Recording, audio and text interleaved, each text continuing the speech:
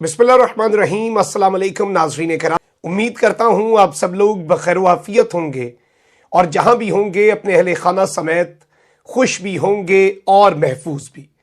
नाज़रीन कराम, एक जानिब तो इमरान खान ने सर पर कफन बांध लिया है और हर रुकावट को अबूर करने, चाहे गिरफ्तारियां, पकड़ धकड़, रास्ते बंद और जितनी मर्जी नफरी हो, तारीख का सबसे बड़ा जुलूस लेकर पिशावर से निकलने का ऐलान कर दिया है। लेकिन इस ऐलान के अंदर पीटीआई ने मुक्तदर हलकों को भी, पाकिस्तान के जो अहम इदारे हैं उनको भी इस वक्त एक अहम पैगाम दे दिया है।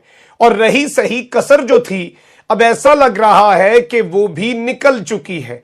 जो थोड़ा बहुत पर्दा था अब वो भी हट चुका है और अब चीजें खुलकर सामने आ रही हैं। और इमरान खान ने कुछ अहम वार्निंग्स जारी की हैं, कुछ अहम पैगामात दिए हैं कि ऐसा ना हुआ तो फिर यह भी हो सकता है। जबकि मुल्क के अंदर फौज को तो तलब कर लिया गया है, उसके हवाले से कुछ लेटेस्ट डिटेल्स भी हैं मेरे पास।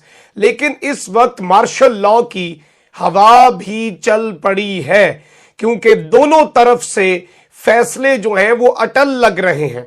इंपोर्टेड हुकूमत फस्तायत पर उतर आई है, जबकि इमरान खान अपनी जमहूरी स्ट्रगल जारी रखने और उसे कम ना करने और जरा सा भी कॉम्प्रोमाइज जो है उस पर नहीं आ रहे। वो मुज़ाकरात की मेज पर भी नहीं बैठेंगे। वो सिर्फ और सिर्फ दो मुतालबात लेकर निकले हैं, असेंबलियां डिसॉल्व, इलेक्शन की तारीख, इसके अलावा और कुछ भी नहीं। पहले ये करो फिर आकर मुझसे बात करना। इस वक्त जो अंदर खाते चीजें चल रही हैं उसमें मैं आपको ये बता दूं कि सबसे बड़ी डेवलपमेंट तो ये है कि कंटेनर्स लगा दिए गए हैं और लाहौर का मुल्क भर से राब्ता मुनक़ता कर दिया गया है। और लॉन्ग मार्च नाकाम बनाने के लिए मोटरवे समेत मुख्तलिफ शाहराहों पर कंटेनर्स लगा दिए गए, जिसके बाइस लाहौर का पूरे मुल्क से राब्ता इस वक्त मुनक़ता हो चुका है और ये ज़मीनी राब्ता अब ख़त्म है। लाहौर के शहरी महसूर हो चुके हैं और पीटीआई के बहुत से लोग निकलना चाह रहे थे छोटे छोटे टोलों में, उन्हें अब अंदर खाते ये कहा जा रहा है कि ये रुकावटें छोटे मोटे टोले नहीं हटा सकते। कल सबको एक साथ एक कुव्वत के साथ निकलना होगा और धावा बोलना होगा ताकि रुकावटें अबूर हो सकें। तो ये एक बड़ी डेवलपमेंट होगी। जबकि राणा सनाउल्लाह ने फिर से क्लियरली कह दिया है कि लॉन्ग मार्च की इजाजत नहीं मिलेगी। पहले ये कहते थे खूनी मार्च की इजाजत नहीं देंगे, तसादुम की इजाजत नहीं देंगे, लेकिन अब ये लॉन्ग मार्च तक की भी इजाजत नहीं दे रहे। और इस हमाम में सब नंगे हैं। पीपल्स पार्टी जमहूरियत की अलम बरदार बनती है। सहाफियों पर मुकदमे पीपल्स पार्टी के सिंध में होते हैं। सबसे पहले दफा 144 सिंध में लगती है। ये जमहूरियत का हुस्न है। ये सिर्फ और सिर्फ मफाद परस्तों का एक करप्ट टोला है जो अपनी करप्शन बचाने के लिए कभी जमहूरियत का, कभी सिविलियन सुपरमेसी का, कभी कोई मंजन अपने ऊपर लबादा ओढ़ लेते हैं और अवाम को पागल बनाने की कोशिश करते हैं और मुल्क को लूटना इनका मकसद होता है, जिस मकसद में आज के दिन तक ये कामयाब रहे हैं अनफॉर्चुनेटली। लेकिन इस वक्त जो अवाम है उसकी नब्ज, अवाम की पल्स और अवाम का जोश और जज्बा, इससे पहले बताएं कि जब किसी सियासतदान को उठाने आती थी पुलिस, क्या मोहल्लेदार अपने घरों से आधी रात को उठ के आते थे कि पहले हमें उठाओ? पुलिस को भगा दिया वहां से लोगों ने। आप इस बात से अंदाजा करें कि लोगों की इस वक्त ज़हनियत क्या है, लोगों की इस वक्त सोच क्या है। और जो शहादत हुई पुलिस कांस्टेबल की, वो भी इस इंपोर्टेड हुकूमत के गले पड़नी चाहिए कि वो पाकिस्तान की एक फोर्स को, एक यूनिफॉर्म्ड फोर्स जो पुलिस का इदारा है, उसे पाकिस्तान की आवाम के खिलाफ अपने सियासी मकासद के लिए, अपनी सियासत और करप्शन बचाने के लिए उन्हें भेंट चढ़ा रहे हैं। इस सब में मैं आपको यह बता दूं कि वजारत दाखिला ने बाकायदा तौर पर ऑफिशियली रेड जोन की सिक्योरिटी के लिए फौज को तलब कर लिया है اور ریڈ زون کی تمام سیکیورٹی فوج کے حوالے کی جائے گی، جس کے تحت وزیر اعظم ہاؤس، وزیر اعظم آفس، ایوان صدر اور سپریم کورٹ پر بھی فوج تعینات ہوگی۔ کابینہ ڈویژن سمیت دیگر سرکاری عمارتوں پر بھی فوج کی تعیناتی کا نوٹس اور حکم جاری ہو چکا ہے۔ وفاقی حکومت نے ایف سی کی خدمات بھی طلب کر لی ہیں، جس کے تحت ایف سی کے 2000 اہلکار اسلام آباد میں فرائض سر انجام دیں گے اور اسلام آباد میں 2 ماہ کے لیے فار 2 months دفعہ 144 نافذ کر دی گئی ہے، اور دفعہ 144 کا دائرہ کار 1 کلومیٹر تک بڑھا دیا گیا ہے۔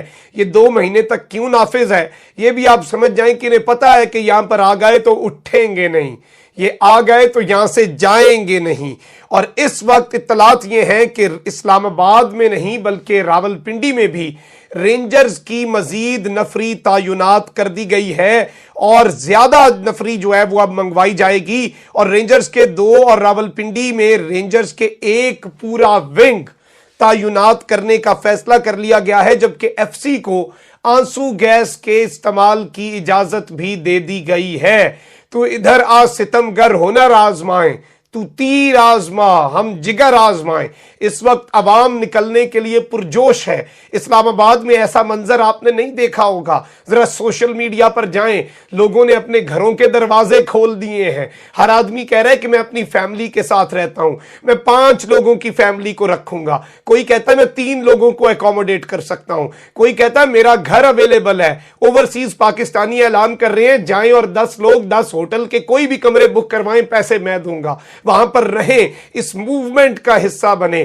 یہ ویژولز پہلے کبھی نہیں دیکھے۔ عمران خان کا اے ٹی ایم یہ عوام بن چکی ہے، عمران خان کی فائنینسر یہ عوام بن چکی ہے، اور یہ جو امپورٹڈ حکومت پاکستان کی فوج کو پاکستان کی عوام کے سامنے لا کھڑا کرنے کا منصوبہ ہے، یہ ان کے گلے پڑے گا۔ اب میں آپ کو یہاں پر یہ بتا دوں کہ مریم بی بی نے بھی یہ نیریٹو دینا شروع کر دیا ہے، اور انہوں نے کہا ہے کہ عمران خان کا لانگ مارچ حکومت نہیں بلکہ اسٹیبلشمنٹ کے خلاف ہے۔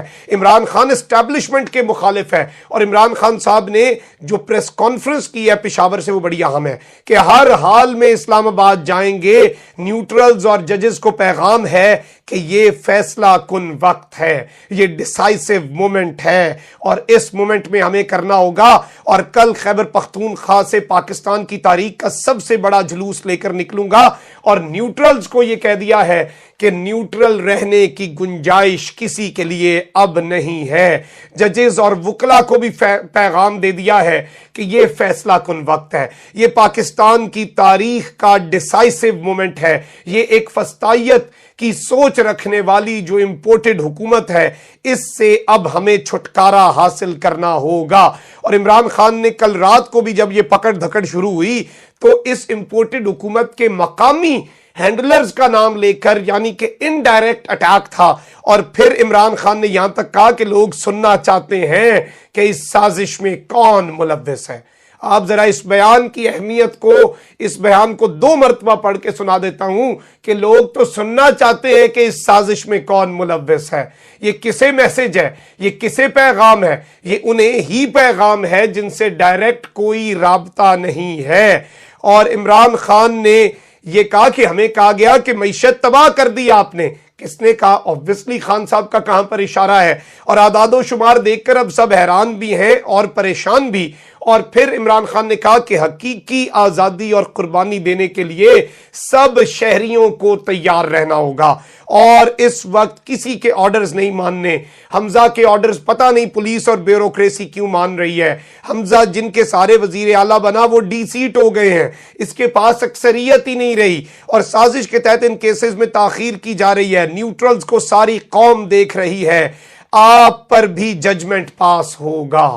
یہ نیوٹرلز کو آج عوامی کٹہرے میں واضح 2 ٹوک الفاظ میں کہ نیوٹرلز کو قوم دیکھ رہی ہے، آپ پر بھی ججمنٹ پاس ہوگی، آپ کو بھی قوم فیصلہ کرنے کے لیے کٹہرے میں لا کر کھڑا کرے گی کہ آپ کہاں پر تھے۔ یہ بہت بڑی سٹیٹمنٹ ہے، یہ کھل کر بات ہے، اور سب کو پتا ہے کہ نیوٹرلز کا کس کی طرف اشارہ ہوتا ہے اور یہ کیا معاملات ہیں، تو آپ اندازہ کریں۔ لیکن اس وقت اگر اسلام آباد میں یہ امپورٹڈ حکومت طاقت کا استعمال کرتی ہے، ریڈ زون کی سیکیورٹی فوج کے حوالے انہوں نے کی ہوئی ہے، اور اگر وہ کشمیر ہائی وے پر یہ گلو بٹوں کے ذریعے تشدد کرتے ہیں اور لوگ ریڈ زون پر چڑھ دوڑتے ہیں، اور ریڈ زون پر اگر لوگ چڑھ دوڑتے ہیں اس کیوس میں، اس افراتفری میں، تو وہاں پر پاک فوج کو یہ ذمہ داری دی گئی ہے کہ آپ نے حفاظت کرنی ہے۔